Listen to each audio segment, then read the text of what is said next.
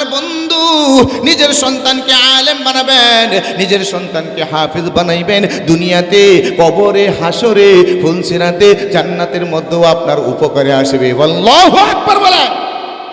আমার ভাই, আমার বন্ধুরে, এখন তো এই দুনিয়ার জমিনে আমাদের অবস্থা হলো এমন, আমাদের অবস্থা হলো এমন, আমরা বলি আমার চাইতে বড় জ্ঞানী কে আছে? আমরা সবাই কিন্তু মহাপণ্ডিত হয়ে গেছি। অনেকে আমরা মনে করি আমার চাইতে বড় পণ্ডিত আর কেউ নাই। ও আমার ভাই, আমার বন্ধু, এমন মন্তব্যের কারণে আমার আল্লাহ তার নবী মূসাকেও ছাড়ে নাই। নবী মূসাকেও আমার আল্লাহ বললেন, এ নবী মূসা, এত বড় জ্ঞানী তুমি কেমনে দাবি করলা?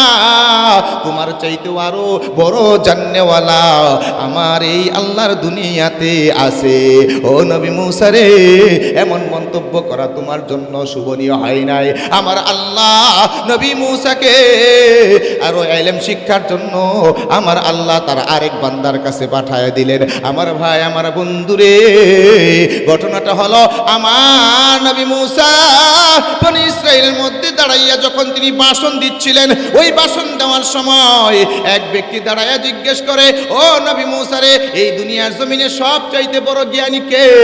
সবচাইতে বড় জ্ঞানী কে? তখন নবী মূসা বলেছিল, আমি তো সবচাইতে বড় জ্ঞানী। আমার আল্লাহ বলে, নবী মূসা রে, তুমি যে নিজের এত বড় জ্ঞানী দাবি করলা, এই কথাটা আমার কাছে ভালো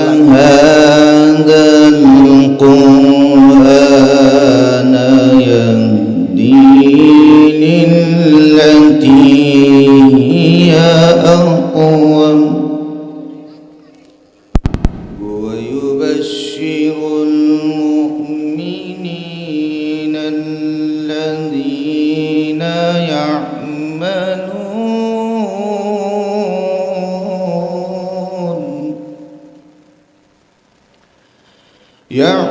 يعملون الصالحات أن لهم أجرا كبيرا.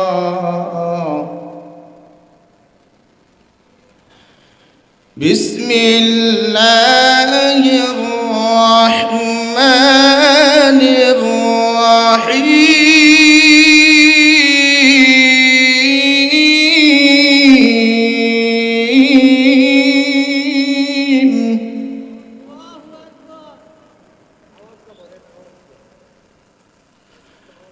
إن هذا القرآن يهدي للتي هي أقوم.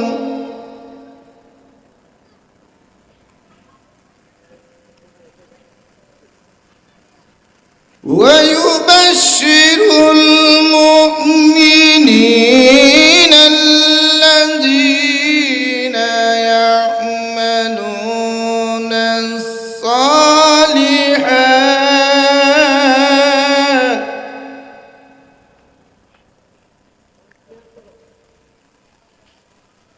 ويبشر المؤمنين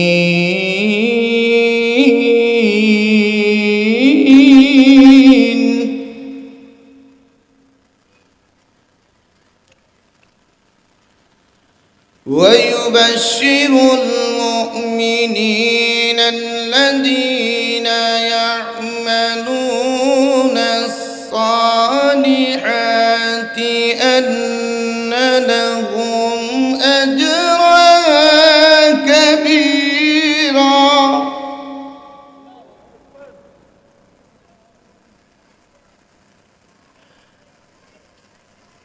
الذين يعملون الصالحات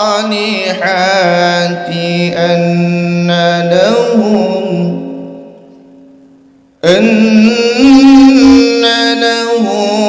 أجرا كبيرا.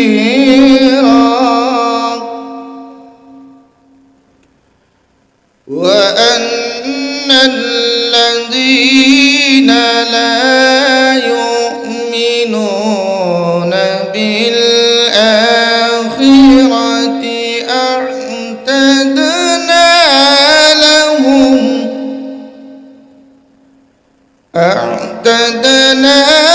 لهم عذابا أليما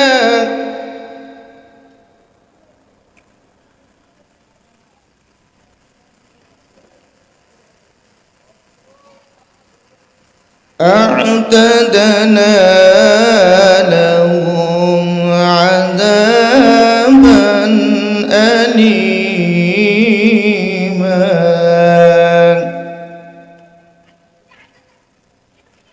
وجعلنا الليل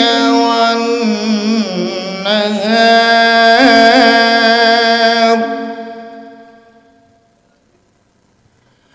ويدع الإنسان بالشر دعاءه بالخير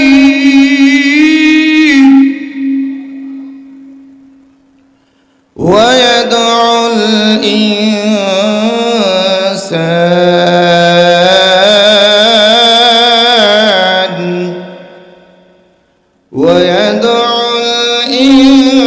الإنسان بالشر دعاءه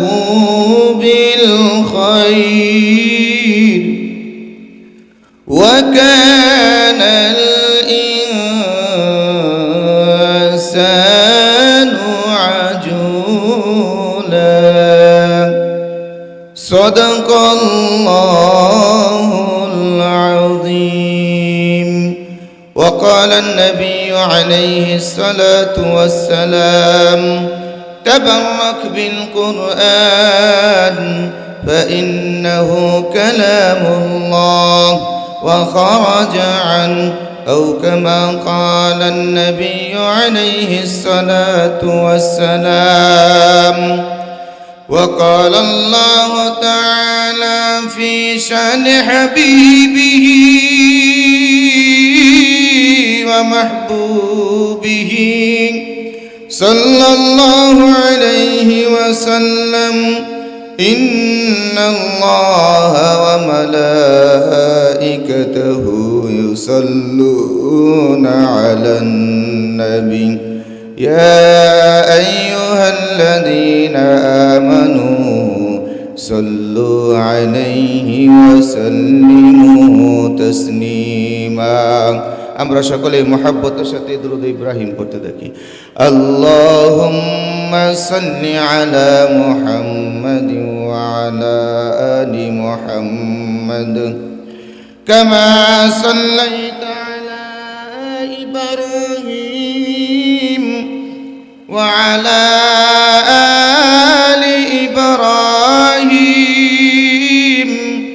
ইন্নাকা হামিদুম মজিদ মুহাব্বতের সাথে একটু আওয়াজ করে আল্লাহুম্মা বারিক আলা মুহাম্মাদ ওয়া আলা আলি মুহাম্মাদ কামা বারাকতা আলা ইব্রাহিম ওয়া আলা আলি ইব্রাহিম ইন্নাকা হামিদুম مجيد إمام الأولين الآخرين بحر صدقة رحمة للعالمين إمام الأولين الآخرين بحر صدقة رحمة للعالمين سيد الكونين ختم المرسلين آخر منذ بود فخر الأولين শুধু জোদাস রহমাতুল লিল আলামিন মসজিদে ও শুধু हमारो ये ज़मीन सद हज़ारों रहमते जाफरी सद हज़ारों রহমতে জাফরি বরওয়ে বর আলে পাকে তাহিরিন বরওয়ে বর আলে পাকে তাহিরিন ভুলব না আমরা ভুলব না ওগো নবী তোমাকে ভুলব না। আমরা কি আমাদের নবীকে ভুলে যাব? আওয়াজ দেয়া বলেন, ভুলে যাব?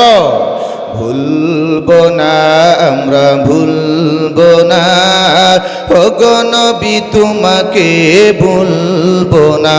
সবাই আমার সাথে বলেন, ভুলব না আমরা ভুলব না ওগো নবী তোমাকে ভুলব না। তুমি মোদের শফাআতগার, তুমি মোদের শফাআতগার হাশরে নাশরে ফুলসিরাতার মিজানে ভুলব না আমরা ভুলব না ওগো নবী তোমাকে ভুলব না। ভুলব না আমরা ভুলব না ওগো নবী তোমাকে ভুলব না। আলহামদুলিল্লাহ সুম্মা আলহামদুলিল্লাহ। পায়লা মর্দপাড়া জামিয়াতুস সুন্নাহ কওমি মাদ্রাসা ও এতিমখানার উদ্যোগে আজকের এই ইসলামী মহাসম্মেলনের আমার শ্রদ্ধেভাজন সভাপতি সাহেব, দেগার ওলামায়ে কেরাম, আমার সম্মুখে উপবিষ্ট অত্র এলাকার দিনদার ইমানদার মুমিন মুত্তাকি মুসলমান ভাই বন্ধুগণ, আমি আপনাদের সম্মুখে পবিত্র কালামুল্লাহ শরীফ থেকে কয়েকখান আয়াত তেলাওয়াত করেছি। বিশ্বনবীর রেখে যাওয়া অসংখ্য হাদিসে মুবারাকা থেকে ছোট্ট একটা হাদিস পাঠ করেছি। এর আলোকে অতি সংক্ষেপে আপনাদের সম্মুখে কিছুক্ষণ সময় আলোচনা করার চেষ্টা করব। ওমা তৌফিকি ইল্লা বিল্লাহ। শুনতে রাজি আছেন তো ইনশাআল্লাহ? মোহতারাম হাজিরিন, এই পৃথিবীতে চলতে গেলে মানুষের দুই প্রকার আলোর প্রয়োজন। কয় প্রকার? কথা বলেন, কয় প্রকার? দুই প্রকার আলোর প্রয়োজন পড়ে। এক নম্বর আলোর নাম হইল দুনিয়ার আলো। এটা সূর্যের আলো হতে পারে, কারেন্টের লাইটের আলো হতে পারে, হারিকেন কফিবাতি যাই বলেন না কেন, যে কোনো একটা আলোর দরকার আছে না নাই? আজকে যদি এখানে এই লাইটিংয়ের ব্যবস্থা না হইতো বলেন তো, আমরা আমাদের নিজের শরীরটাই তো দেখতে পেতাম। কথা বুঝতেছেন তো? নিজের শরীরটাই আমরা দেখতে পারতাম না। তো এই আলোরও দরকার আছে, দরকার আছে না নাই? দুই নম্বর প্রকার আলো হলো শিক্ষার আলো। শিক্ষার আলো যদি কোনো মানুষের মধ্যে না থাকে, কোনো সমাজে না থাকে, ওই সমাজকে মানুষ মূর্খ বলে কি দেয়? গালি দেয়। মূর্খ বলে মানুষ কি দেয়? তাকে ধিক্কার দেয়। এই জন্য শিক্ষার আলো এই দুনিয়াতে দরকার আছে না নাই? এই শিক্ষার আলো, এই শিক্ষা ব্যবস্থাও আবার দুনিয়াতে দুই ভাগে বিভক্ত হয়ে গেছে। এক প্রকার শিক্ষা হলো দুনিয়াবী শিক্ষা, আরেক প্রকার শিক্ষা হলো আসমানি ইলমের শিক্ষা, কুরআনী শিক্ষা। এই দুই শিক্ষা ব্যবস্থা দুনিয়ার জমিনে চলতেছে। আমি একথা বলতে চাচ্ছি না যে স্কুল কলেজ ভার্সিটিতে পড়া দুনিয়াবী শিক্ষা না জায়েজ, আমি এটা বলছি না। ওটা প্রয়োজনে শিক্ষা করা জায়েজ। ওই শিক্ষা আপনাকে বার্ধক্য পর্যন্ত পৌঁছে দিবে, তারপরে আপনি আর ওই শিক্ষা দিয়ে কোনো উপকৃত হতে পারবেন না। কবরে এই শিক্ষার আপনার কোনো মূল্যায়ন নেই। হ্যাঁ, এই শিক্ষা দিয়ে যদি আপনি ভালো কিছু ইসলামের জন্য করে থাকেন, এটা অবশ্যই আপনার জন্য উপকারী আসবে। আর কোরআনী শিক্ষা, যে শিক্ষা, এই শিক্ষা দুনিয়াতেও আপনার উপকারে আসবে, পরকালেও আপনার উপকার আসবে। বলেন সুবহান। দুনিয়াতে এই শিক্ষা আপনার উপকার করবে, পরকালেও আপনার কি করবে? উপকার করবে। এই কোরআনী শিক্ষা, এটা দুনিয়াতে আপনার জন্য যেমন হেদায়েতের জরিয়া হবে, এটা কবরে আপনার জন্য সুপারিশ করবে, হাসরে আপনার জন্য সুপারিশের কারণ হয়ে দাঁড়াবে। কোরআনী শিক্ষা যার মধ্যে আছে, আল্লাহ তাকে কোনো সময় জাহান্নামে দিবে না। সুবহানাল্লাহ। এই জন্য আমার ভাই, আমার বন্ধুরে, এই দুনিয়াতে দুই প্রকার শিক্ষায় আমরা শিক্ষিত হচ্ছি। দুনিয়াবি শিক্ষা, প্রয়োজনে শিক্ষা করা যায় যাচ্ছে, না যায় কোনো কিছুই না। আপনি প্রয়োজনে শিক্ষা করতে পারেন। ও বন্ধুরে আমার ভাইরে, দুনিয়াবি শিক্ষা আপনাকে কত দূর পর্যন্ত সঙ্গ দিবে, বেশির থেকে বেশি কবর পর্যন্ত আপনাকে পৌঁছে দিয়ে দুনিয়াবি শিক্ষা দুনিয়াতে রয়ে যাবে। দুনিয়াবি শিক্ষা আপনার সাথে ওই কবরে যাবে না। কবরে আপনার সাথে কোন শিক্ষা যাবে? কই কবরে আপনার সাথে যাবে কোরআনী শিক্ষা, আসমানি ইলমের শিক্ষা। ওটাই আপনাকে কবরে সঙ্গ দিবে, হাসরে সঙ্গ দিবে। ও বন্ধুরে আমার ভাইরে, ময়দানে হাসরে এই কোরআনী শিক্ষা আপনাকে যেই দিন কোনো ছায়া থাকবে না, ওই দিন আমার আল্লাহর আরশের ছায়ার নিচে জায়গা করে দিবে। জবান খুলে বলেন সুবহানাল্লাহ। এই কোরআনী শিক্ষা আপনাকে চুলের চাইতে চিকন, হীরার চাইতে দার ওই ফুলসিরাতের রাস্তা বিদ্যুৎ গতিতে পার হওয়ার জন্য আপনার যে আলোর দরকার পড়বে, যেই জ্যোতির দরকার পড়বে, ওই আলো হবে এই আসমানি ইলম কোরআনী শিক্ষা। বলেন সুবহানাল্লাহ। এই জন্য আমার ভাই আমার বন্ধুরে, এই দুনিয়াতে আমরা দুনিয়া বুঝি বিদায় দুনিয়াবি শিক্ষার মূল্যায়ন বেশি করি। আমরা পরকাল বুঝি কম, এই জন্য পরকালের শিক্ষাকে আমরা কম বুঝি। জবান খুলে বলেন ঠিক কিনা? এ বন্ধু আমার ভাই,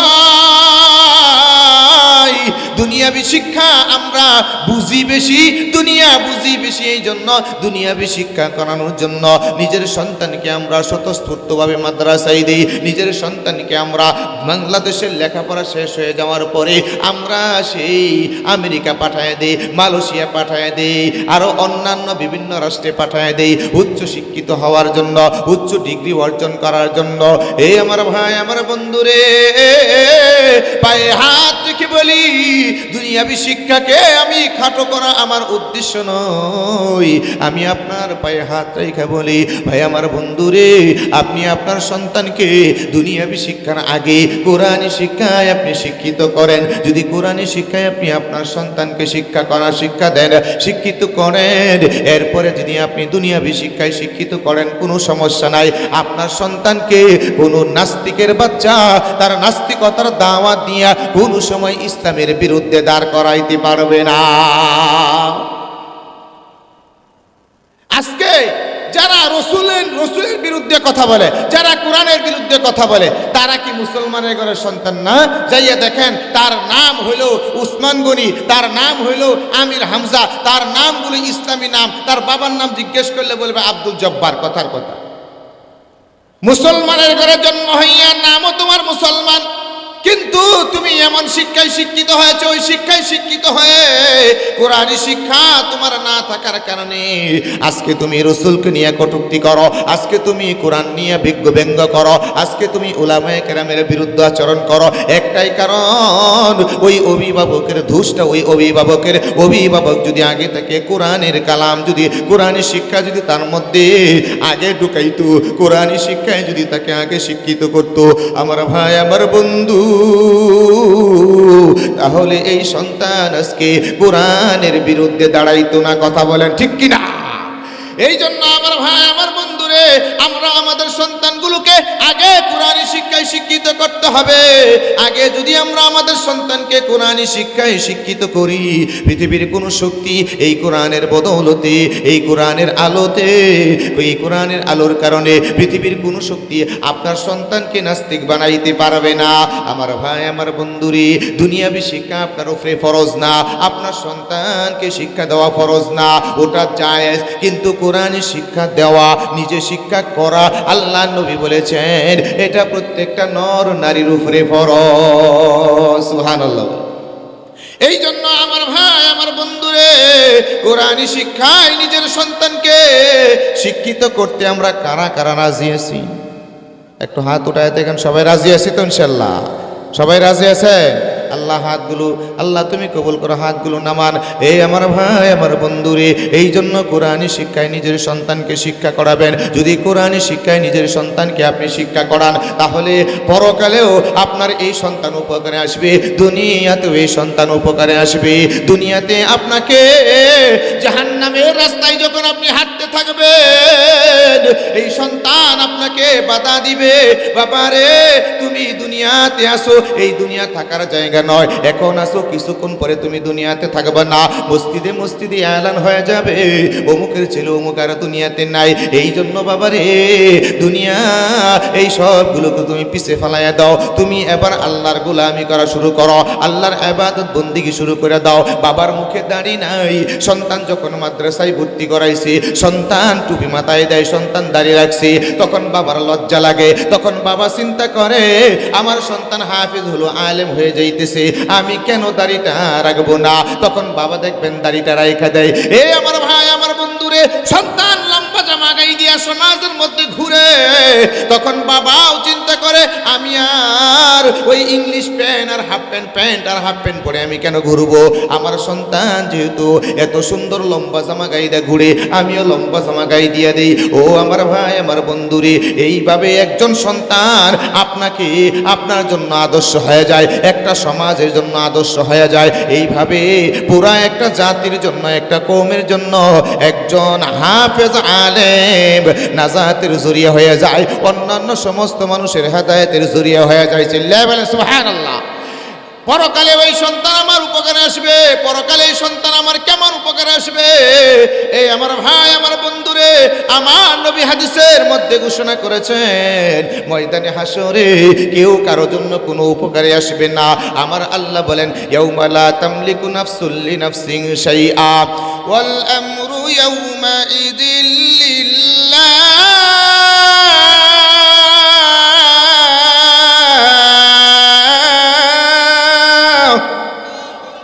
আমার আল্লাহ পরিষ্কার ভাষায় ঘোষণা করলেন পরকালে এমন একটা জগৎ, এই জগতে হাসরের ময়দানে কেউ কারো কোনো উপকার করবে না।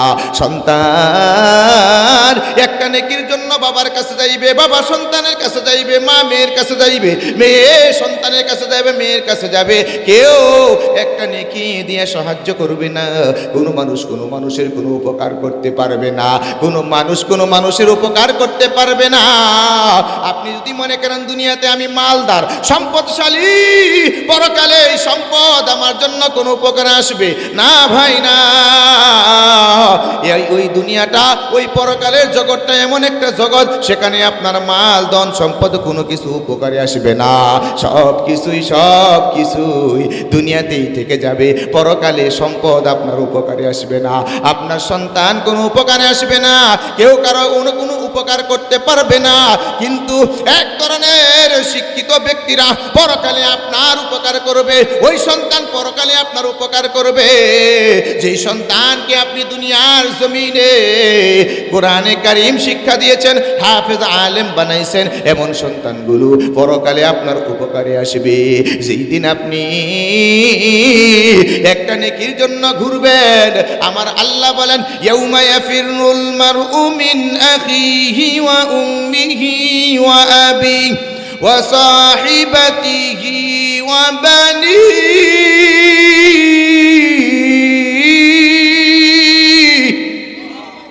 আমার আল্লাহ পরিষ্কার ভাষায় ঘোষণা করেন ময়দানে হাসরে বাবা ছেলের কাছে, ছেলে বাবার কাছে, মা মেয়ের কাছে দৌড়াদৌড়ি করবে, একটা নেকি দিয়ে কেউ সাহায্য করবে না। এই জন্য কবি বলেন হাসিয়া ইয়ার নাসিয়া, একটা নেকি পাইবা না তো সারা ময়দান ঘুরিয়া। ঠিক কিনা? একটা নেকির জন্য ঘুরবেন, কেউ দিবে না। ওই হাসরের ময়দানে আমার আল্লাহ কিছু মাওয়ারকে, কিছু মানুষকে কিছু পাওয়ার আমার আল্লাহ দিবে। একজন হাজী সাহেবকে আমার আল্লাহ পাওয়ার দিবে, নির্দিষ্ট কিছু মানুষকে সে সুপারিশ করে জান্নাতে নিতে পারবে। হাফেজ সাহেবকেও আমার আল্লাহ সুপার পাওয়ার দিবেন, তুমি 10 জন মানুষকে জান্নাতে নিতে পারবা সুপারিশ করে, এমন 10 জন মানুষ যাদের উপরে জাহান্নামের আগুন আগুন ওয়াজিব হয়ে গেছে, জাহান্নামের আগুন ওয়াজিব হয়ে গেছে। এমন 10 জন মানুষকে তুমি সুপারিশ করে জান্নাতে নিতে পারবা।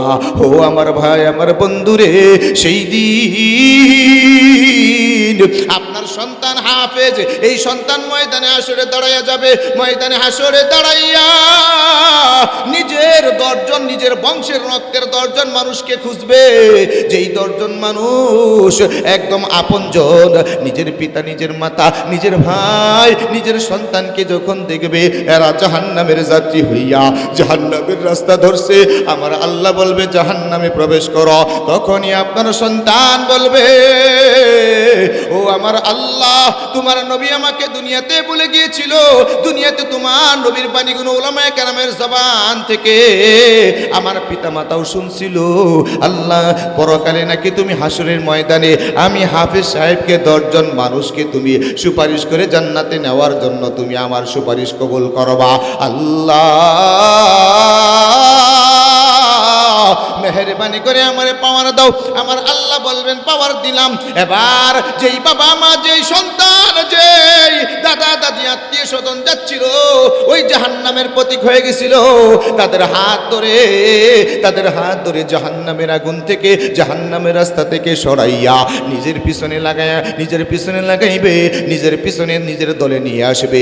এইভাবে 10 জন মানুষকে টাইনা নিয়ে আসবে নিজের কাছে আইনা এদেরকে জান্নাতে প্রবেশ করাইবে। চিল্লায়ে বলেন সুবহানাল্লাহ। এই আমার ভাই, আমার বন্ধু,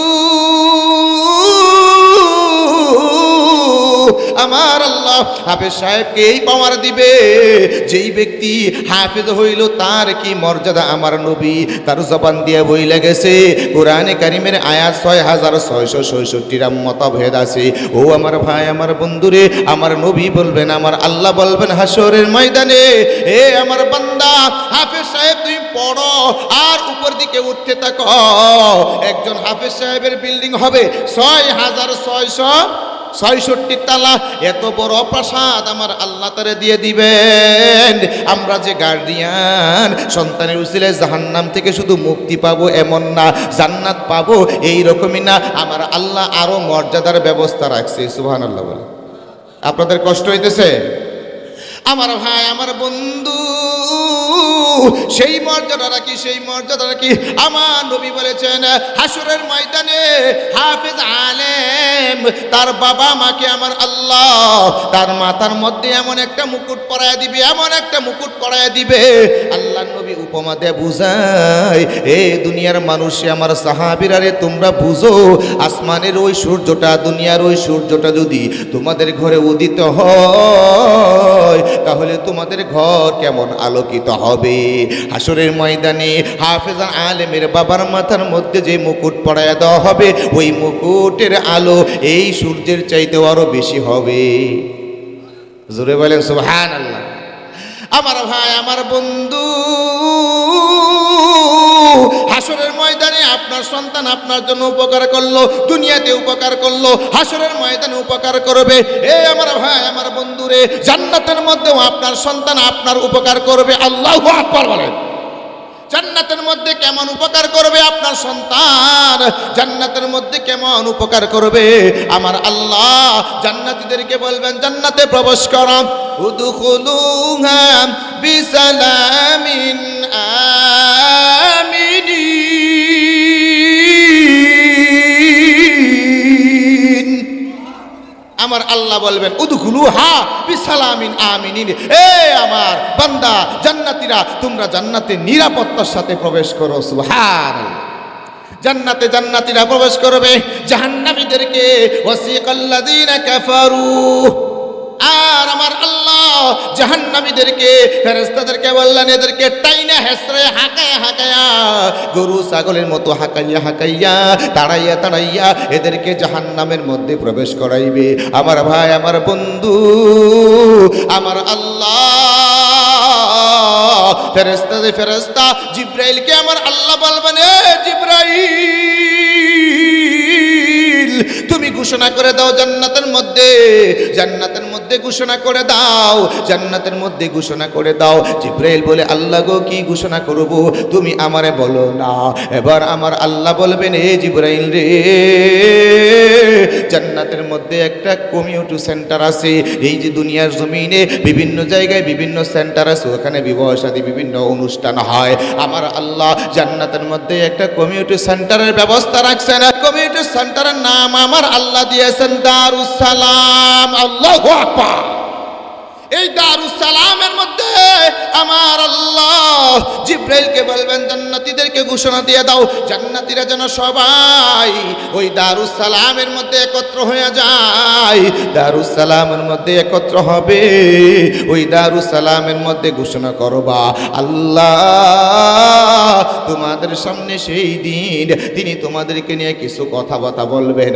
ও আমার ভাই আমার বন্ধুরে, ওই দারুস সালামের মধ্যে সমস্ত জান্নাতীরা একত্র হয়ে যাইবে, সমস্ত জান্নাতীরা একত্র হয়ে যাবে, সমস্ত জান্নাতীরা একত্র হয়ে যাবে।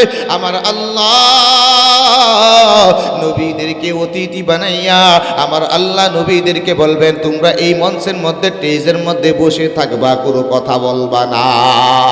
আমি আল্লাহ বয়ান করব, আমি আল্লাহ বয়ান করব, জান্নাতীদেরকে বিভিন্ন বিষয়ে জিজ্ঞাসাবাদ করব। আমার নবীকে আমার আল্লাহ বিশেষভাবে বললেন ও নবী গো, দুনিয়ার জমিনে আপনি উম্মতের জন্য কেঁদেছেন, দুনিয়ার জমিনে আপনি উম্মতের জন্য কেঁদেছেন, কবরে শুইয়া শুয়েও আপনি উম্মতি উম্মতি বলেছেন। আপনি আর আজকের এই মঞ্চে বৈশা কোনো কথা আপনি বলবেন না। আমার নবী বলেন আল্লাহ আপনি যা আদেশ করবেন তাই হবে, কোনো কথা আমি বলবো না। এবারে দেখেন আমার আল্লাহ জান্নাতীদেরকে নিয়ে আমার আল্লাহ জান্নাতীদেরকে নিয়ে আমারও আল্লাহ ওয়াজ শুরু করলেন। আমার আল্লাহ জান্নাতীদেরকে প্রশ্ন করলেন হাল ওয়াজাদতুম, তোমরা কি পেয়েছো? নবীদের জবান থেকে তোমরা যে ওয়াদা পেয়েছিলে আমি আল্লাহর আদেশ মানলে, আমি আল্লাহর আদেশ মানলে এই পাবা এই পাবা এই পাবা, এইটা তোমার জন্য এমন এমন জান্নাতের ব্যবস্থা আছে, তোমরা কি সব কিছু পাইছো কি না? এবার জান্নাতীরা বলবে হ্যাঁ আল্লাহ তুমি যা আমাদেরকে ওয়াদা দিয়েছিলে সব কিছুই তো আমরা পাইলাম। সুবহানাল্লাহ। এবার আমার আল্লাহ বলবেন একটা জিনিস বাকি আছে, বলতে পারলে দিয়া দিব। আল্লাহু আকবার বলেন, জোরে বলেন আল্লাহু আকবার। কয়টা জিনিস বাকি আছে? জোরে বলেন কয়টা? একটা জিনিস বাকি আছে, যদি বলতে পারো আমি দিয়া দিব। আমার আল্লাহ জান্নাতীদেরকে যখন বললেন একটা জিনিস আছে, একটা জিনিস বাকি আছে, যদি ওটা বলতে পারো আমি আল্লাহ দিয়ে দিব,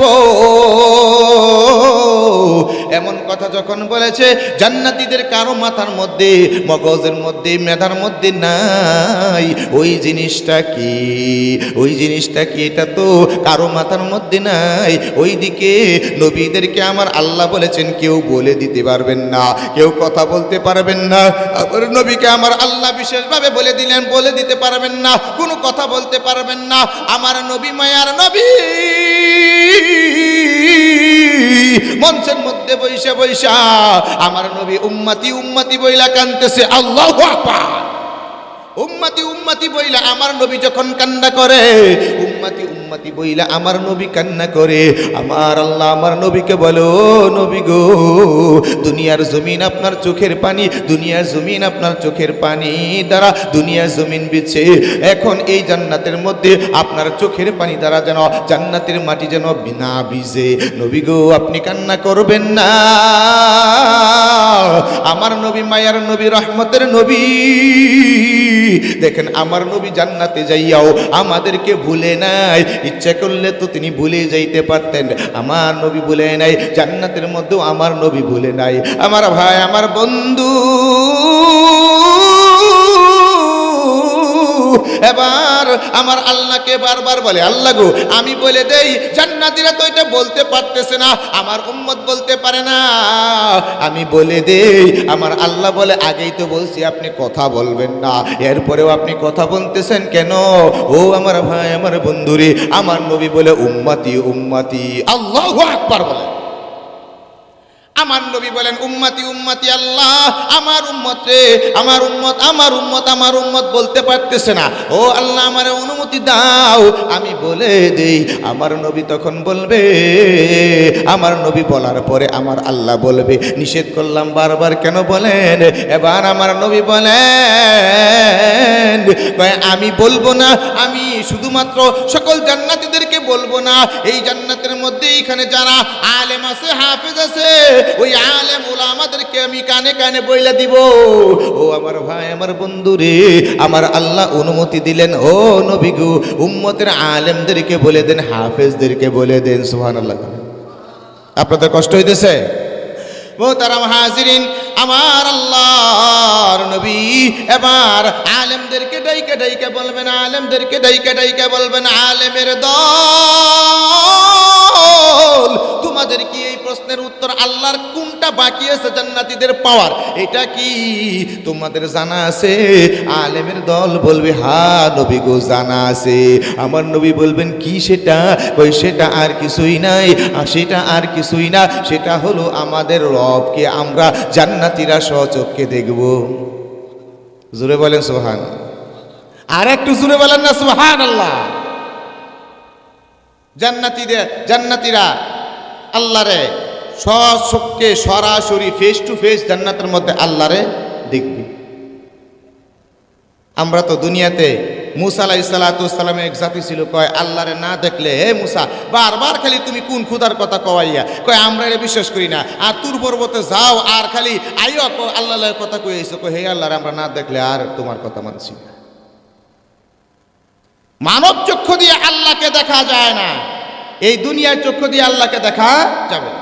আমার ভাই আমার বন্ধু মুসা আলাইহিস সালামের সম্প্রদায় বলল, লান নুমিনা হাত্তা নারাল্লাহ জাহরা, আমরা যতক্ষণ পর্যন্ত আল্লাহকে পরিষ্কার না দেখব, আল্লাহকে স্বচক্ষে না দেখব, ততক্ষণ পর্যন্ত আমরা ঈমান আনবো না।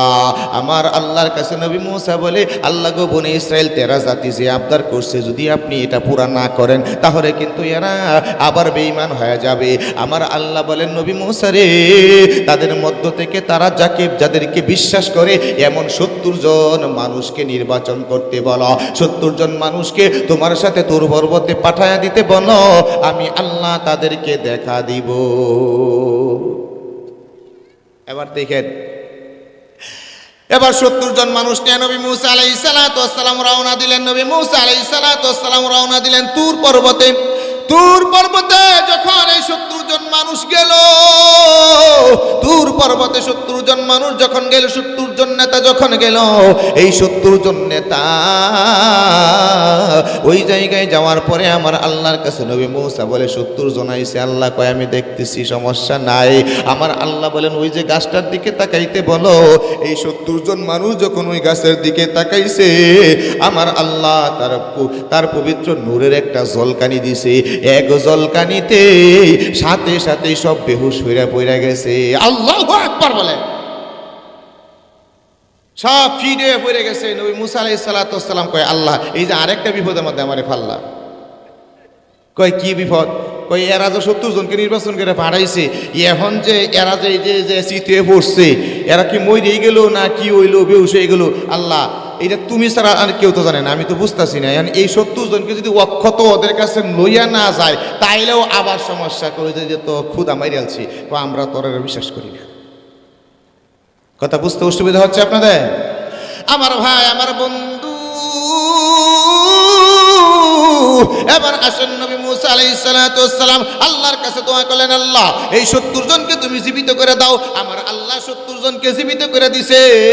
এই 70 জনকে জীবিত করে দেওয়ার পরে এরা ওই তাদের সম্প্রদায়ের কাছে গেছে। এবার বলে, নবী মুসারে মানা লাগবে কেন? আল্লাহরে আমরা দেখে আইছি, আরো অনেক কিছু দেখে আইছি। এবার গোত্রে গোত্রে গোত্রে গোত্রে নেতারা নবী মুসার বিরুদ্ধে বিদ্রোহ ঘোষণা করলো, বিদ্রোহ ঘোষণা করলো। এরা সবাই আলেম ছিল, এরা সবাই আলেম ছিল। ও আমার ভাই আমার বন্ধুরে, আজকে যে দুনিয়ার জমিনে যে ইহুদিরা বাইতুল আকসা, আল্লাহর পবিত্র ঘর বাইতুল মুকাদ্দাসের উপরে আক্রমণ করতেছে, এরা হলো ওই 70 জনের ছেলা ফেলা। কথা বলেন ঠিক কিনা? এই জন্য বর্তমান ইসরায়েল ইহুদিদেরকে পরিষ্কার ভাষায় উলামায়ে কেরামের পক্ষ থেকে, বাংলাদেশের মুসলমানের পক্ষ থেকে পরিষ্কার আমরা মেসেজ দিতে চাই, তোমরা যত চেষ্টা করো না কেন এই বাইতুল মুকাদ্দাসকে কখনো তোমরা দখল করতে পারবে না। এদেশের মুসলমান জীবন দিয়ে রক্ত দিয়ে বাইতুল আকসাকে রক্ষা করবে। কথা বলেন ঠিক কিনা?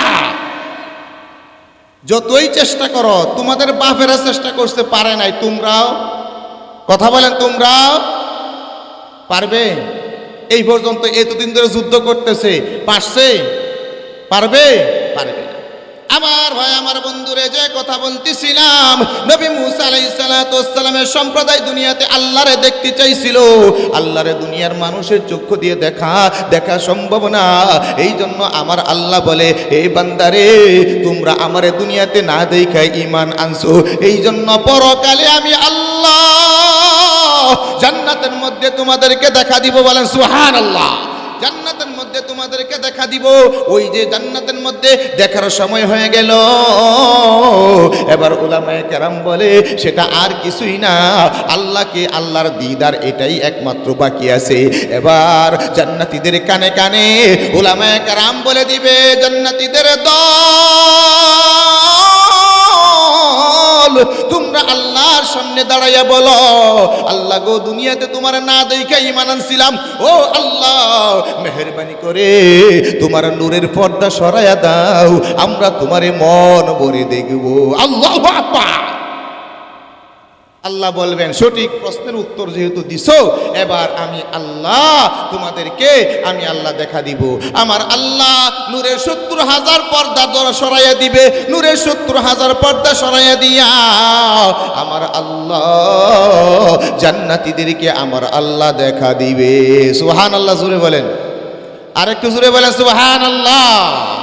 আমার ভাই আমার বন্ধু, ওই জান্নাতের মধ্যে আমার আপনার সামনে যখন আল্লাহ প্রশ্ন রাখলেন, একটা বাকি আছে বলতে পারলে দিয়ে দিব। ওই প্রশ্নের উত্তর কে দিয়েছে? কে দিয়েছে রে ভাই, কে দিয়েছে? এই মাদ্রাসাতে যারা পড়ে আলেম হাফেজ হয়েছে, জান্নাতের মধ্যেও তারা তোমার উপকার করছে। সুবহানাল্লাহ বলেন। আপনাদের কি কষ্ট হইতেছে? জান্নাতের মধ্যেও প্রশ্নের উত্তর সহযোগিতা কে করলো? আলেমরা সহযোগিতা করলো। এই জন্য দুনিয়ার নাস্তিক ভাইদেরকে বলে দিতে চাই, এই দুনিয়াতে আলেমরা তোমাদের শত্রু না, আলেমরা তোমাদের বন্ধু, আলেমরা তোমাদের কোনো অকল্যাণ চায় না, আলেমরা তোমাদের কল্যাণ চাই। কেন তোমরা উলামায়ে কেরামদেরকে নিয়া এত এত এত মাথা ব্যথা কেন তোমাদেরকে বলে দিতে চাই, আলেমদেরকে নিয়ে মাথা ব্যথা করে তোমাদের কোনো লাভ? কথা বলেন ঠিক কিনা? আলেমদেরকে নিয়ে মাথা ব্যথা যতই তুমি বাড়াইবা ততই তুমি বিপদে পড়বা। কথা বলেন ঠিক কিনা? আলেমদেরকে নিয়ে মাথা ব্যথা বাড়ানোর দরকার নাই। তুমি নাস্তিকতা করছো, তুমি ঈমান আমল সব বাদ দিয়ে দিছো, এটা তোমার ব্যাপার, কিন্তু তুমি আলেম নিয়ে মন্তব্য করবা, আলেম নিয়ে কথাবার্তা বলবা, তোমাকে এই অধিকার বাংলাদেশের সরকার দেয় নাই। কথা বলেন ঠিক কিনা? বাংলাদেশের সরকার কি বলছে? আলেমরে দরিয়া, আলেমরে বিরুদ্ধে তুমি কথা বলো, আলেমের বিরুদ্ধে কথা বলো, এটা বাংলাদেশের সরকার কইছে। কথা বলেন বলছে, কিন্তু সে ঘরে ৪ দেওয়ালের ভিতরে বৈশা বৈশা লাইভে আলেমরে গালি দেয়, এরে গালি দেয়, তারে গালি দেয়। তোমার গালি একদিন তোমার বিপদের কারণ হয়ে দাঁড়াবে। কথা বলেন ঠিক কিনা? এই জন্য আমার ভাই আমার বন্ধু, নিজের সন্তানকে আলেম বানাবেন, নিজের সন্তানকে হাফিজ বানাইবেন। দুনিয়াতে, কবরে, হাসরে, ফুলসিরাতে, জান্নাতের মধ্যেও আপনার উপকারে আসবে। আল্লাহু আকবার বলেন। আমার ভাই আমার বন্ধুরে, এখন তো এই দুনিয়ার জমিনে আমাদের অবস্থা হলো এমন, আমরা বলি আমার চাইতে বড় জ্ঞানী কে আছে? আমরা সবাই কিন্তু মহাপণ্ডিত হয়ে গেছি। অনেকে আমরা মনে করি আমার চাইতে বড় পণ্ডিত আর কেউ নাই। ও আমার ভাই আমার বন্ধু, এমন মন্তব্যের কারণে আমার আল্লাহ তার নবী মূসাকেও ছাড়ে নাই। নবী মূসাকেও আমার আল্লাহ বললেন, এ নবী মূসা, এত বড় জ্ঞানী তুমি কেমনে দাবি করলা? তোমার চাইতেও আরো বড় জান্নেওয়ালা আমার এই আল্লাহর দুনিয়াতে আছে। ও নবী মূসা রে, এমন মন্তব্য করা তোমার জন্য শুভনীয় হয় নাই। আমার আল্লাহ নবী মূসাকে আরো ইলম শিক্ষার জন্য আমার আল্লাহ তার আরেক বান্দার কাছে পাঠায় দিলেন। আমার ভাই আমার বন্ধুরে, ঘটনাটা হলো আমার নবী মূসা বনী ইসরাইলের মধ্যে দাঁড়াইয়া যখন তিনি ভাষণ দিচ্ছিলেন, ওই ভাষণ দেওয়ার সময় এক ব্যক্তি দাঁড়াইয়া জিজ্ঞেস করে, ও নবী মূসা রে, এই দুনিয়ার জমিনে সবচাইতে বড় জ্ঞানী কে? সবচাইতে বড় জ্ঞানী কে? তখন নবী মূসা বলেছিল, আমি তো সবচাইতে বড় জ্ঞানী। আমার আল্লাহ বলে, নবী মূসা রে, তুমি যে নিজের এত বড় জ্ঞানী দাবি করলা, এই কথাটা আমার কাছে ভালো লাগলো না। তোমার চাইতেও আরো অনেক বড় জ্ঞানী আমি আল্লাহ এই দুনিয়ার জমিনে বানায় রাখছি। আল্লাহু আকবার বলে। আমার ভাই আমার বন্ধুরে, যখন এই কথা বললেন আমার আল্লাহর কাছে, নবী মূসা বলে, ও আমার আল্লাহ গো, ওই বান্দার কাছ থেকে আমি ইলম শিক্ষা করতে চাই, মেহেরবানি করে আপনি আমারে অনুমতি দেন, রাস্তা দেখায় দেন, তোমার ওই বান্দা পর্যন্ত আমি কেমনে পৌঁছবো? আমার ভাই আমার বন্ধুরে, আমার আল্লাহ নবী মূসাকে বললেন, ও নবী মূসা রে, তুমি তোমার সাথে একজন সফর সঙ্গী নিবা, আর ওই জায়গায় পৌঁছার জন্য আমি আল্লাহ যা যা বলি তুমি তা তা করবা। আমার আল্লাহ বললেন, নবী মূসা রে, তুমি তোমার নিজের সঙ্গে একটা মাছ নিয়ে নিবা, একটা মাছ নিয়ে নিবা। এই মাছটা যেই জায়গায় জিন্দা হইয়া জীবিত হইয়া সমুদ্রে যেই জায়গায় চলে যাবে, ওই জায়গায় তুমি আমার ওই জ্ঞানওয়ালা বান্দারে তুমি পাইবা। বলেন সুবহানাল্লাহ। আমার ভাই আমার বন্ধুরে, এবার নবী মূসা আলাইহিস সালাতু ওয়াস সালাম তার সাথে নিলেন ইউশা ইবনে নুনকে, তার সাথে ইউশা ইবনে নুনকে নিলেন খাদেম হিসেবে নিয়া। নবী মূসা আলাইহিস সালাতু ওয়াস সালাম রওনা দিলেন। যাইতে এক জায়গায় যাইয়া ক্লান্ত হয়ে গেছে। ক্লান্ত হয়ে যাওয়ার পরে নবী মূসা আলাইহিস সালাতু ওয়াস সালাম ঘুমায়ে গেছে। খাদেমও ঘুমাইছে। যেই জায়গায় পাথরের মধ্যে মাথা রাইকা ঘুমাইছিল, ওই জায়গায় নহরে হায়াত ছিল। নহরে হায়াত, যেই পানি মৃত জিনিসের মধ্যে পড়লে সাথে সাথে জিন্দা হয়ে যায়। সুবহানাল্লাহ বলেন। এই আমার ভাই আমার বন্ধু, ওই জায়গার মধ্যে এই ইউশা ইবনে নুনের ব্যাগের মধ্যে মাছটা ছিল, ওই ব্যাগের মধ্যে মাছ ছিল।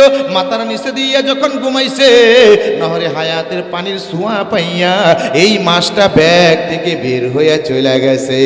সুবহানাল্লাহ বলেন। আরেকটু জোরে বলেন সুবহানাল্লাহ।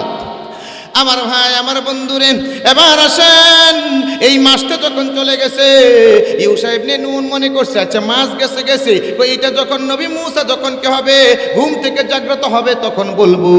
এবার দেখেন ঘটনাটা কি হলো।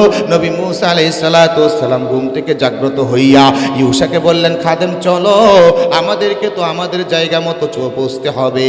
এবার নবী মূসা আলাইহিস সালাতু ওয়াস সালাম খাদেমকে নিয়া এক রাত্রের পথ অতিক্রম করার পরে ক্লান্ত হয়ে গেছে। ক্লান্ত হইয়া সে তার খাদেমকে ডাক দিয়া বলে, আতিনা গাদানা লাকাদ লাকিনা ফি সাফারিনা হাযা নাসাবা।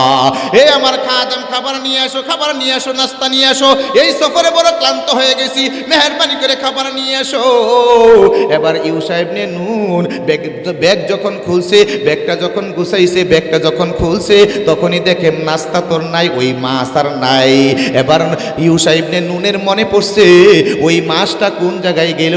তার মনে পড়ছে ওই যেই জায়গায় পাথরের উপরে মাথা রাইকা শুইছিলাম, ওই জায়গায় দেখলাম মাছটা বের হয়ে চলে গেছে। আমার ভাই আমার বন্ধুরে, ইউশা ইবনে নুন এবার নবী মূসা আলাইহিস সালাতু ওয়াস সালামকে বলে, ও আমার চাচা গো, মেহেরবানি করে আল্লাহর নবী আপনি শুনেন, আমি আপনাকে বলি রাগ কইরেন না। কারণ নবী মূসা আলাইহিস সালাতু ওয়াস সালাম একটু গরম মানুষ ছিলেন। তখন তিনি তারে বুঝাইয়া বলতেছেন, কই দেখেন আমরা যখন ঘুমাইছিলাম, তখন এই মাছটা জিন্দা হইয়া ওই নদীর মধ্যে, সমুদ্রের মধ্যে চইলা গেছে। নবী মূসা আলাইহিস সালাতু ওয়াস সালাম বলে, রে বুকা, ওটাই তো আমাদের গন্তব্যস্থল, ওই জায়গায় তো আল্লাহর জ্ঞানী বান্দারে আমি পাবো। তাড়াতাড়ি চলো। আরো এক রাত্রের রাস্তা পিছন দিকে রিটার্ন আইসা ওই পাথরের কাছে আসছে। আইসা দেখে মাছটা যেই জায়গা দিয়া পানির মধ্যে গমন করছে, পানির মধ্যে গেছে, ওই জায়গাটা আমার আল্লাহ সুন্দরভাবে পানিটাকে আটকে রাখছে। তার মানে মাছটা যে গেছে, এই যাওয়ার রাস্তাটা পরিষ্কার করে আমার আল্লাহ রাইখা দিছে। সুবহানাল্লাহ বলেন। আরেকটু জোরে বলেন সুবহানাল্লাহ। আমার ভাই, আমার বন্ধুরে, নবী মূসা আলাইহিস সালাতু ওয়াস সালাম ওই রাস্তার কাছে আইসা তিনি যখন মাছ যাওয়ার রাস্তাটা যখন একদম পানিটা মিশে নাই, পানিটা ফাঁকা হয়ে আছে, ওই জায়গায় আইসা এবার তিনি আল্লাহকে বলেন, আল্লাহ এই রাস্তা দিয়ে আমি কেমনে যাব, এত বড় দেহ এখানে কেমনে ডুববে, মাছটা তো কত বড় এর হবে, ব্যাগে করে মাছটা নিচ্ছে, এই মাছটা কত বড় হবে। আমার ভাই, আমার বন্ধুরে, এবার আমার আল্লাহ নবী মূসাকে বলে, তাফসীরের কিতাবের মধ্যে লিখছেন, আমার আল্লাহ নবী মূসাকে বলেন ওই মাছটা যেই জায়গায় যেই সুড়ঙ্গ দিয়ে গেছে ওই সুড়ঙ্গের মুখে তুমি পাটা রাখো, আমি আল্লাহ তোমার মতো তোমার যাওয়ার রাস্তা আমি আল্লাহ করে দিব। আল্লাহু আকবার বলে। পা রাখছে সাথে সাথেই পুরা মানুষ যাওয়ার কি হয়েছে, রাস্তা হয়ে গেছে। এবার নবী মূসা আর ইউশা দুইজন যাইতে দেখতেছে একটা পাথর, এই পাথর খণ্ডের কাছে একটা লোক পুরা শরীরটা কাপড় দিয়ে আবৃত করে বসে আছে। যখন বসে আছে তখনই নবী মূসা আলাইহিস সালাতু ওয়াস সালাম ওই জায়গায় যাত্রা বিরতি দিলেন, ওই জায়গায় ওই লোকটাকে দেখে তিনি সালাম দিলেন।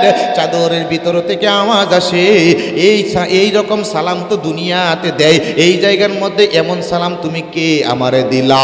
যখন নাকি এই কথা বলল, এই কথা বলার পরে খিজির নবী মূসাকে জিজ্ঞেস করে, তুমি কি বনি ইসরাইলের মূসা কিনা? যখন এই কথা জিজ্ঞেস করলেন আমার ভাই, আমার বন্ধুরে, এবার নবী মূসা বলে, আমি তো বনি ইসরাইলের মূসা। খিজির বলে, কেন তুমি আমার কাছে আসছো? ঘটনার বিবরণ খুইলা বলার পরে, ঘটনার বিবরণ পুরাটা খুইলা বলছে। খুইলা বলার পরে এবার নবী মূসা আলাইহিস সালাতু ওয়াস সালামকে বলে, ও নবী মূসা রে, আল্লাহর পয়গম্বর, আল্লাহ আমারে যে জ্ঞান দিয়েছে এই জ্ঞান আল্লাহ আপনারে দেয় নাই, আর আপনাকে যে জ্ঞান আমার আল্লাহ দিয়েছেন ওই জ্ঞান আল্লাহ আমারে দেয় নাই। আপনি যে আমার কাছ থেকে শিক্ষা করার জন্য আসছেন, আপনি তো আমার সাথে ধৈর্য ধারণ করতে পারবেন না। নবী মূসা বলেন, আপনি আমাকে, আল্লাহ চাহে তো ইনশাআল্লাহ আপনি আমাকে পাবেন সবুরকারী। আপনি যাই করেন না কেন, আপনি যত ব্যবহার করেন না কেন, সমস্ত ব্যবহারে আপনি আমাকে ধৈর্য ধারণকারী পাবেন। নবী মূসা আলাইহিস সালাতু ওয়াস সালামের এমন কথার পরে খিজির বলে, ভালো করে বুঝা শুই না বলো।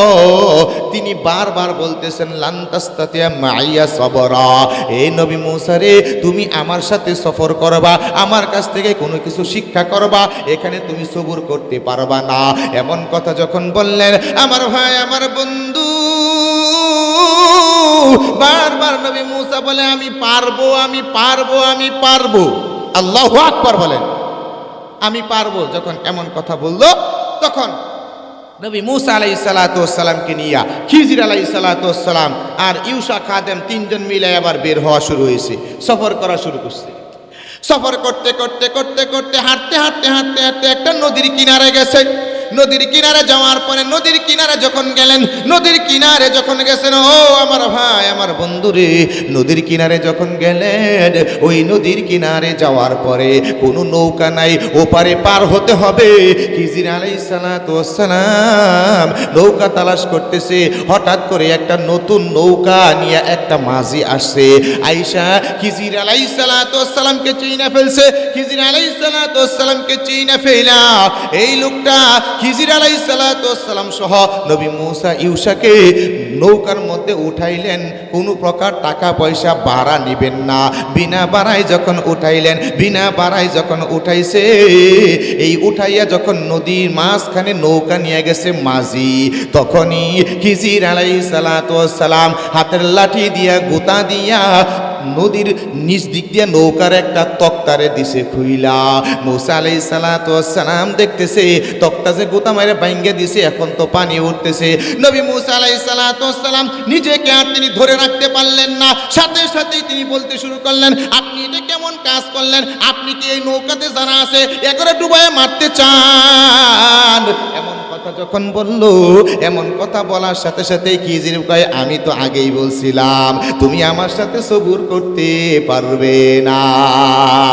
এবার মূসা আলাইহিস সালাম বলেন, সরি, আমারে মাফ করে দেন, আমি আর সামনে প্রশ্ন করব না, আপনার কোনো কাজের উপরে আমার কোনো ইন্টারফিয়ার আমি করব না। ও বন্ধুরে, আমার ভাইরে, নদী পার হলো। নদী পার হওয়ার পরে এবার একটা গ্রামের মধ্যে যখন ঢুকছে, গ্রামের মধ্যে ঢুকার পরে আমার ভাই, আমার বন্ধুরে, কতগুলো বাচ্চা খেলা করতেছে। একটা ছেলেকে ডাক দিয়া খিজির বলে, আয় এদিকে আয়। এদিকে আসছে, তার কাছে আসতে দেরি হয়েছে, গাটটা মুসরা দিয়া ভাঙ্গে ওটাকে, ওই বাচ্চাকে সাথে সাথেই হত্যা করছে। এবার নবী মূসা বলে, লাকাদ জিতা শাইআন নুকরা, এবার তো আপনি আগের চাইতে বড় জঘন্যতম কাজ করছেন। কথা বুঝতে অসুবিধা হচ্ছে আপনাদের? এবার আসেন আমার ভাই, আমার বন্ধুরে, নবী মূসা আলাইহিস সালামকে খিজির কয়, আমি তো আগেই বললাম তুমি আমার সাথে ধৈর্য ধারণ করতে পারবে না, তাহলে তুমি কেন আমার সাথে আসলা? নবী মূসা কয়, আই এম সরি, মেহেরবানি করে এবারে আমারে মাফ করে দাও, দুইবার হয়ে গেছে, তৃতীয়বার হইলে আপনার সাথে আর আমি থাকবো না, আমি চলে যাব। আমার ভাই, আমার বন্ধুরে, এবার আরেক গ্রামে গেছে, যাওয়ার পরে এমন ক্ষুধা লাগছে, নবী মূসা আলাইহিস সালাম খিজিরের সাথে পরামর্শ কইরা কয়, এলাকার মানুষজনের কাছে কিছু খাবার চাই। এলাকার মানুষের সাথে খাবার চাইছে, খাবার দেয় না, উল্টা আরো তাদেরকে শাসায় দিয়েছে, নিজেরাই খাইতে পারি না, আমরা আবার খাবার দিমু। এবার আমার ভাই, আমার বন্ধুরে, খিজির আলাইহিস সালাম ওই এলাকায় দেখতেছে একটা দেয়াল, একটা প্রাচীর, ওই দেয়ালটা পড়ে যাইতেছে, খিজির আলাইহিস সালাম হাত দিয়ে ধইরা ওটাকে সোজা করে দিলেন। নবী মূসা আলাইহিস সালাম বলে, মাংনা কাম করার মধ্যে আপনি দেখা যায় এক্সপার্ট। আল্লাহু আকবার বলে, মাংনা কাজ করার মধ্যে আপনি এক্সপার্ট। কারণ কিছুক্ষণ আগেই তো খাবার চাইলাম, আমরা আরো খাবার দিব, তো দূরের কথা আরো নানা কথাবার্তা হইল, এখন আপনি যাই মাংনা কাম করে দিলেন, ব্যাপারটা কি? নবী মূসা আলাইহিস সালামকে খিজির কয়, এইটাই তো শেষ, আর আমার লগে তুমি থাকতে পারবা না। ঠিক আছে, তবে আপনি যে কাজগুলো করলেন, 3টা কাজ করছেন, এই 3টা কাজের ব্যাখ্যা আমারে বলে দেন, আমি আপনার থেকে চলে যাবো গা। 1 নম্বর, ওই যে নৌকা যে আমি ফুটা করলাম, ওই দিন ওই এলাকার জালেম বাদশা ঘোষণা করছে, নতুন নৌকা যার পাবে নৌকা লিয়ে যাবে। কথা বুঝতেছেন? এই জন্য আমি কি করলাম, এই লোকটা গরিব মানুষ, এই নৌকা চালাইলে বিকালবেলা তার বাচ্চা কাচ্চার জন্য খাবার দাবারের ব্যবস্থা হবে। এই জন্য আমি কি করলাম, আমি নৌকাটারে একটু দোষী করে দিলাম। একটু দোষী করে দেওয়ার কারণে এই নৌকা আর জালেম বাদশা নিবে না। আল্লাহু আকবার বলেন। এটা হলো 1 নম্বর। 2 নম্বর, যেই বাচ্চাকে আমি মেরে ফেললাম, তুমি কি জানো এই কাজটা কেন করলাম? এই কাজটা করলাম এই জন্যই করলাম, এই বাচ্চাটা বাবা আমার অবাধ্য হবে, বাবা আমার জন্য বড় দুশ্মন হয়ে দাঁড়াবে, বাবা মাকে কাফের বানাবে, এই জন্য আমি এই সন্তানকে মেরে দিলাম। আল্লাহ এই সন্তানের বদলায় তার বাবা আমারে আরো সন্তান, নেককার সন্তান দিবে। বলেন সুবহানাল্লাহ। এবার নবী মূসারে প্রশ্ন করে, 2টা কাম খারাপ করলাম না ভালো করলাম? নবী মূসা কয়, এই কাম তো একদমই একটা সঠিক করছেন। তাহলে 3 নম্বর কাম, ওই যে দেয়ালটা আমি ঠিক করে দিলাম, এই দেয়ালের নিচে এতিম 2টা সন্তানের জন্য তার বাবা ধন সম্পদ রাইখা গেছে। এখন যদি দেয়ালটা পড়ে যায়, ধন সম্পদগুলো মানুষের নজরে আসবে, মানুষের নজরে আসলে এই ধন সম্পদগুলো কি হয়ে যাবে, মানুষের লুটপাট করে নিয়ে যাবে। এই জন্য এটাকে সোজা করে রাখলাম, যখন বড় হবে তখন তারা এই দেয়াল ভাঙা, এই প্রাচীর ভাঙা, এর নিচে যে গুপ্ত ধন আছে তার বাবা মা রাইখে দিছে, ওইগুলো তারা বের কইরা তাদের জীবনটা চালাইতে পারবে। নবী মূসা, বলো তো এই কাজগুলোকে আমি খারাপ করছি? তখন নবী মূসা বলে, এই কাজগুলো সবগুলো সঠিক করছেন, আসসালামু আলাইকুম বইলা চলে গেছে। আমার ভাই, আমার বন্ধুরা, এই জন্য আমরা যে বলি আমরা জানি, আমি অনেক কিছু জানি, না তুমি কিছুই জানো না, তোমার চাইতেও জান্নেওয়ালা আর উপরে জান্নেওয়ালা আছে না নাই? কথা বলেন, আছে? আমার বন্ধুরে, এই দুনিয়াতে আপনি কোরআন হাদিসের অল্প স্বল্প যাই জানেন, আপনার জানার শেষ নাই। আপনারা যারা আছেন, কয় আমরা হুজুর এখন তো বয়স হয়ে গেছে, মাদ্রাসায় ভর্তি হওয়ার সময় নাই। কে বলেছে সময় নাই? আপনি মাদ্রাসায় আসেন, একজন হুজুরকে বলেন আমার একটু সময় দিবেন, আমি আপনার কাছে কোরআনে কারিম শিক্ষা করব। ও আমার বাবারা, ও আমার ভাইয়েরা, এই বয়সে যদি আপনি কোরআনে কারিম শিক্ষা করেন, আমার নবী বলেছেন আপনাকে আমার আল্লাহ ডবল সওয়াব দিবেন। চিল্লায় বলেন সুবহানাল্লাহ। এই জন্য আমার ভাই আমার বন্ধুরে কোরআনী শিক্ষা নিজেরা শিক্ষিত হতে রাজি আছি, হাত উঠায় তো দেখা দিয়েছে, রাজি আছি সবাই ইনশাল্লাহ। নিজের সন্তানদেরকে মাদ্রাসায় পড়াবো। আল্লাহ পাক আমাদের সকলকে বুঝার এবং আমলে তৌফিক দান করুক। সম্মানিত উপস্থিতি, আমি ছোট মানুষ, আপনাদের সম্মুখে কিছুক্ষণ সময় আলোচনা করেছি।